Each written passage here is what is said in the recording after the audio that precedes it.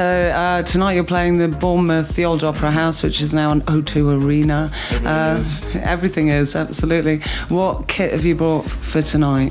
Tonight I kind of kept it simple because of the limited time I was out in the UK. We've dedicated most of the backline just to the staging kind of stuff. But as far as the kit up there is, I'm still using the Lemur, Ableton Live, and Native Instruments machine. One of the things that you sort of talked about before is giving a sort of visual element to what you're actually doing there, because for a crowd, somebody standing there with a laptop, it doesn't sort of relay the creative process. Is that something that... Yeah, no, that's something we're working on.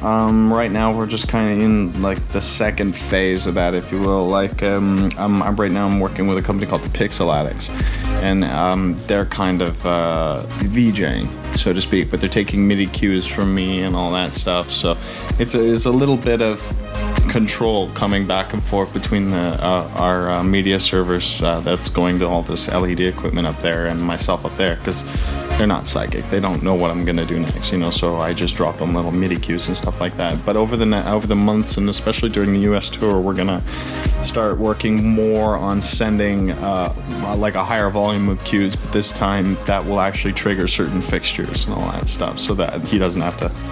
It's all in development. This is one of the nice things, is that you're very much sort of cutting edge in terms of the fact that you're developing your own software, you're developing more your use of the stage and your stage shows. Yeah, but you have to do it on the road, and that's why it's hard and it takes so long to do, is because I cannot set this stuff up in my house and just, okay, yeah, that looks cool. You know what I mean? Like, yeah, it all has to be plugged in and working, and every time we set this thing up, it costs a lot of money. So it's not like, we have all the development time in the world to do it. So it's just a lot of really like just hit and miss stuff. That's developing it offline and then bringing it in. If it works at soundcheck, then we'll pray and run with it and see if it works. And if it doesn't, then it just crashes. But then there's a contingency plan. Then they just go back to VJing, and I go back to doing my live thing. But the idea is to make it synchronous.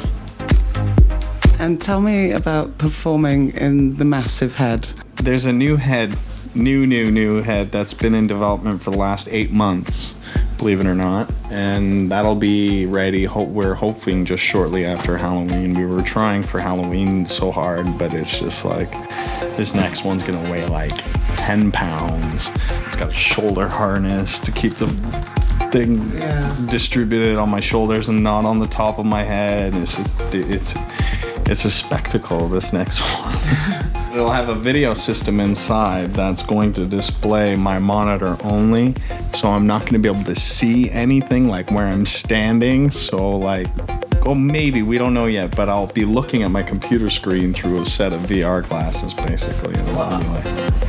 That is absolutely incredible. It's going to be funny. What do you see coming up for the next year?